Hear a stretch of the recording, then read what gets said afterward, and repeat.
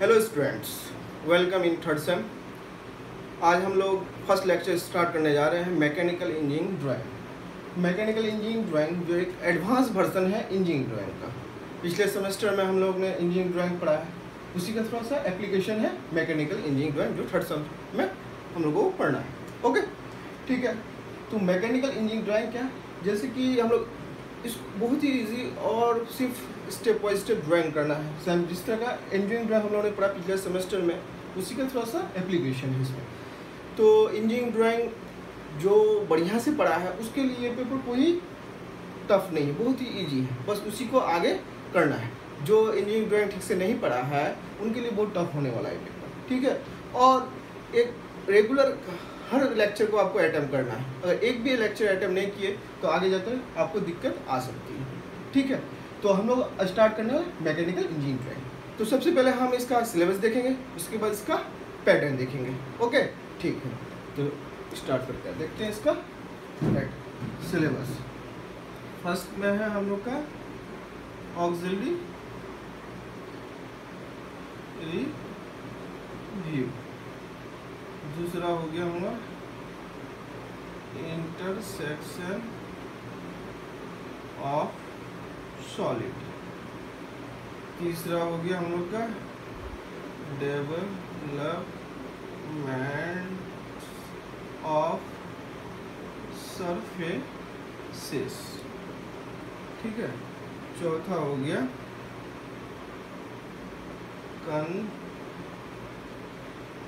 Conventional representation, पांचवा हो गया लिमिट फिट एंड टॉलरेंस।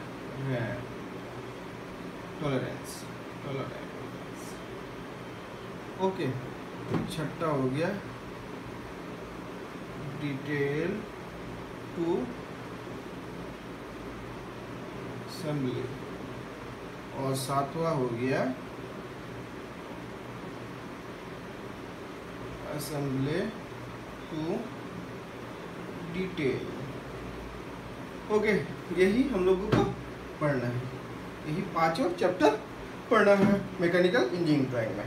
तो देखिए यहाँ से आपको अंदाजा लग जाएगा कि कुछ चीज़ आप लोग इंजीनियरिंग ड्राइंग में पढ़ चुके हैं। जैसे ऑक्सिलरी व्यू के बारे में थोड़ा सा, डेवलपमेंट के बारे में तो अच्छा खासा पढ़ चुके हैं हम लोग। बस वही चीज़ है, थोड़ा सा एडवांस क्वेश्चन होगा डेवलपमेंट में, ये तो पूरा का पूरा हम लोग इंजीनियरिंग ड्राइंग में पढ़ चुके हैं। ऑक्सिलरी व्यू के बारे में भी हम लोग बता चुके हैं थोड़ा सा, तो ठीक है। पहले सिलेबस को समझा देते हैं। तो ऑक्सिलरी व्यू क्या है, जैसे कि हम लोग ऑर्थोग्राफी प्रोजेक्शन में पढ़ते थे, front view, top view, side view पढ़ते थे। तो उसी में अगर हमको कोई इंक्लाइंड ऑब्जेक्ट का इंक्लाइंड व्यू देखना है तो कैसे देखेंगे। तो इंक्लाइंड व्यू देखने के लिए तो हम लोग ने पढ़ा था वहाँ पे एक AI, एक पढ़े थे AVP, मतलब कि जो प्लेन होता है, जैसे कि मेरा मैक्सिमम कितना प्लेन होता है, 6 प्लेन होता है। तो 6 प्लेन में हम लोग टॉप व्यू हॉरिजॉन्टल प्लेन में बनाए थे, फ्रंट व्यू VP में बनाए थे, साइड व्यू प्रोफाइल प्लेन में बनाए थे। उसी तरह से अब 2 व्यू और इंक्लूड हो गए इसमें। कौन सा व्यू, ऑक्सिलरी इंक्लाइंड व्यू और ऑक्सिलरी वर्टिकल व्यू। तो ऑक्सिलरी इंक्लाइंड व्यू जो बनेगा तो वो बनेगा मेरा ऑक्सिलरी इंक्लाइंड व्यू बनेगा किसमें, मेरा इसमें, यही हो गया है ऑक्सिलरी व्यू।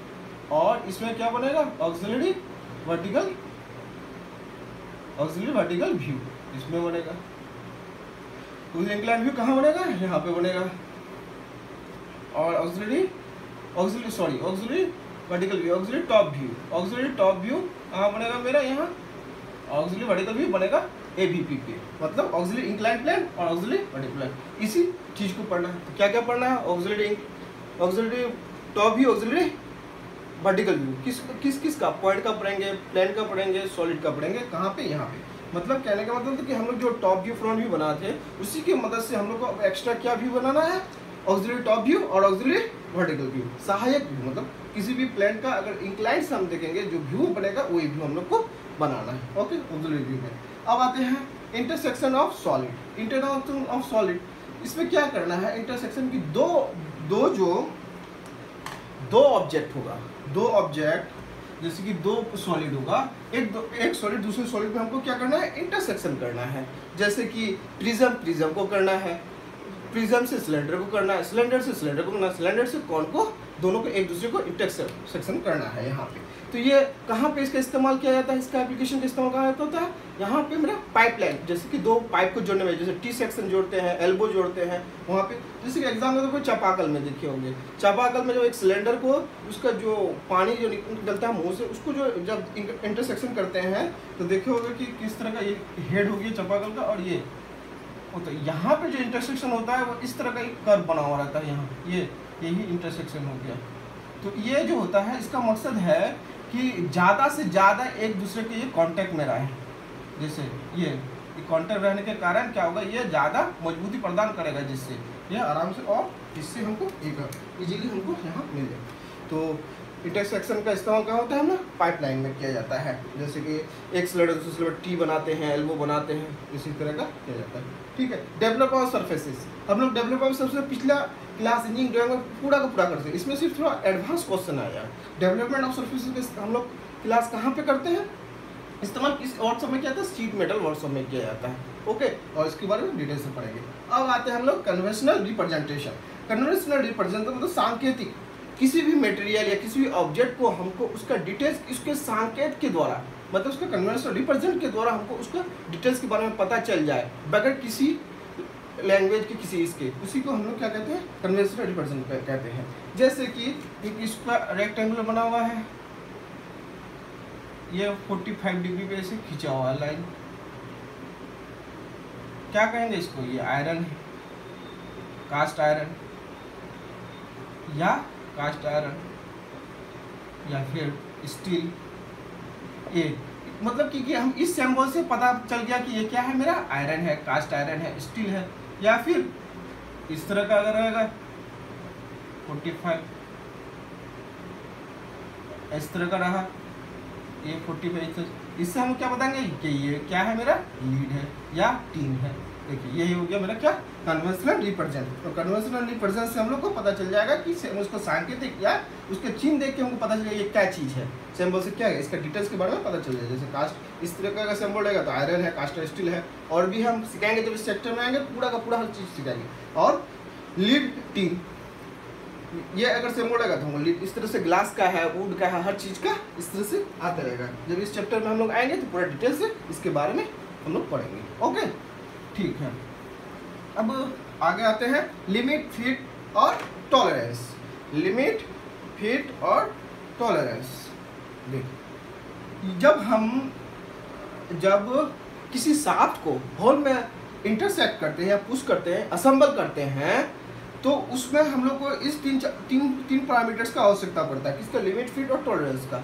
आखिर ऐसा क्या है कि कोई भी ऑब्जेक्ट जो हम मैन्युफैक्चरिंग करते हैं, जैसे हॉल का एग्जाम, तो हॉल पर या शाफ्ट का मैन्युफैक्चरिंग, दोनों का डायमेंशन जो होगा एग्जैक्ट नहीं आता है। इसी एग्जैक्ट नहीं आने के बाद कुछ दूसरी परेशानी थी, इस परेशानी को दूर करने के लिए हम लोग क्या करते हैं, 3 पैरामीटर का इस्तेमाल करते हैं। क्या, लिमिट, फिट और टॉलरेंस। ओके, यहाँ तक यहाँ क्लियर क्या, किस में करते हैं हम लोग, जब किसी शाफ्ट को होल में इंटरसेक्ट करते हैं, जब असेंबल करते हैं शाफ्ट और होल का असेंबल।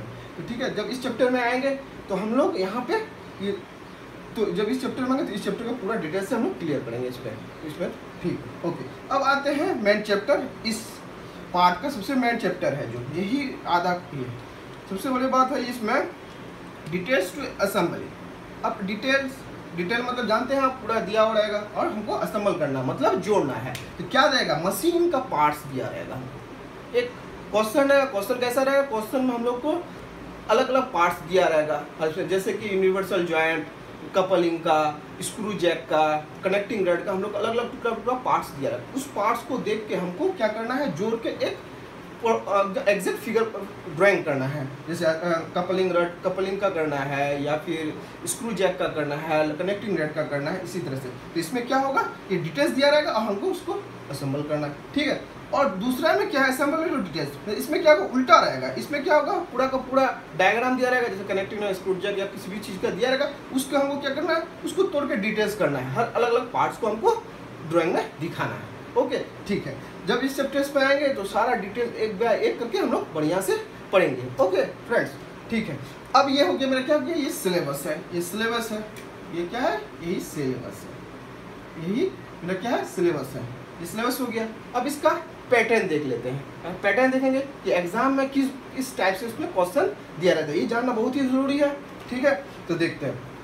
तो सबसे पहले क्वेश्चन जो पैटर्न जो होता है एग्जाम में, तो होगा वो किस तरह का, इस रेशियो में। देखिए 20 ऑब्जेक्टिव रहेगा, मल्टीपल चॉइस 1 नंबर का टोटल 20।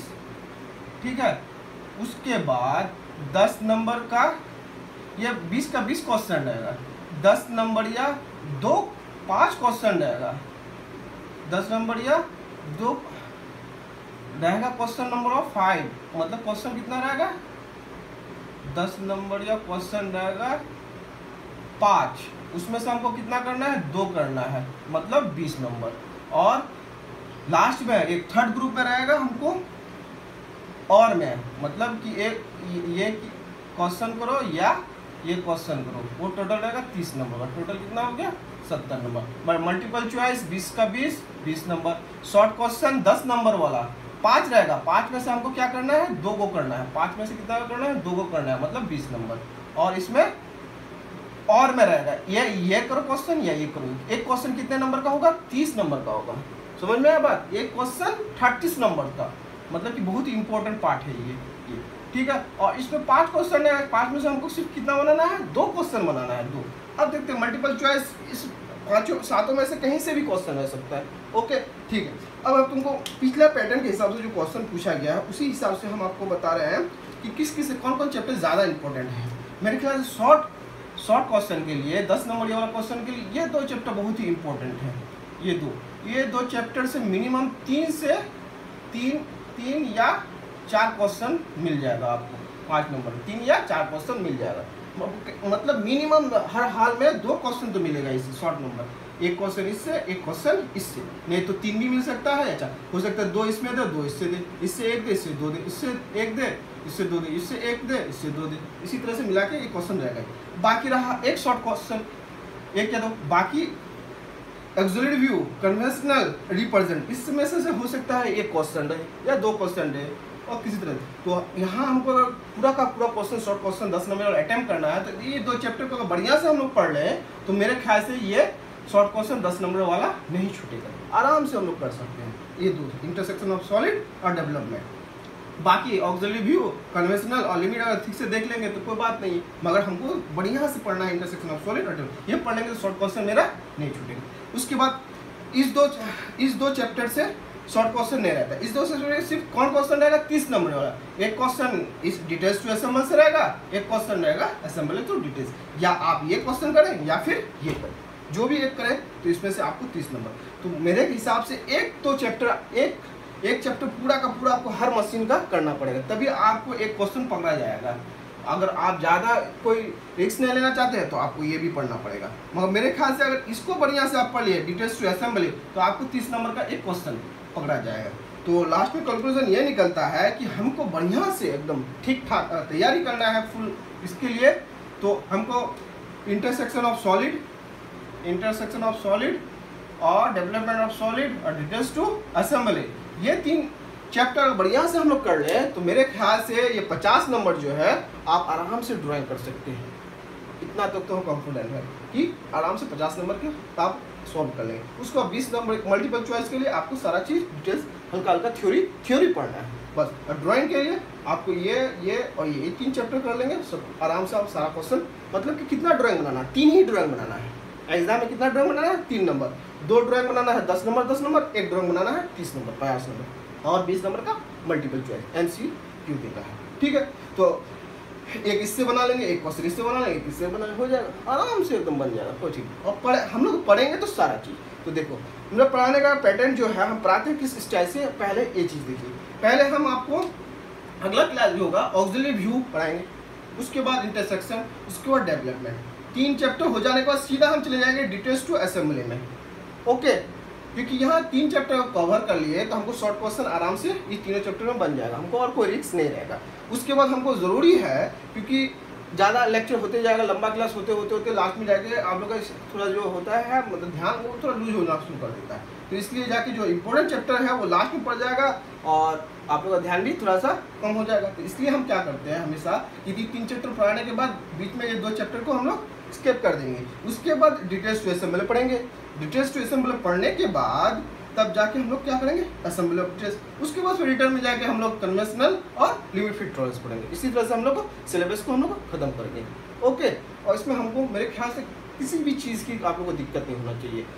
तो एक बार सवाल, जिस दिन मेरा क्लास होगा उस दिन आपको जिस तरह से हम क्वेश्चन देंगे, यहाँ पढ़ाएंगे, वीडियो आएगा आपका, वीडियो को देखिएगा बढ़िया से, जो क्वेश्चन है उसको प्रैक्टिस कीजिएगा, और जो भी क्वेश्चन एक्स्ट्रा कहीं से मिलेगा उसको भी प्रैक्टिस कीजिएगा आप लोग इंस्ट्रूमेंट के साथ और मेजरमेंट के साथ। ऐसे कि फ्री हैंड बनाने से कोई फायदा नहीं है। और ये चीज़ ऐसा है कि एक बार पढ़ लीजिएगा, 2 बार आपको इतना मेहनत करने की जरूरत है। अगर एक बार तो आप मिस हो गया, ध्यान नहीं दिए, 1 लेक्चर भी मिस किए, 2 लेक्चर भी मिस किए, तो बाद में आपको बहुत सारी दिक्कत आ सकती है। ओके, ठीक है। तो आज हम सिर्फ इतना ही देना चाह रहे हैं। अगला नेक्स्ट क्लास में हम लोग, अगला नेक्स्ट क्लास में थर्सडे को है। थर्सडे को हम ऑक्सिलरी व्यू पढ़ेंगे बढ़िया से, उसका क्वेश्चन भी करेंगे बढ़िया से अच्छा से आप लोग। ठीक, तब तक के लिए घर पे रहिए, stay home, stay safe, thank you.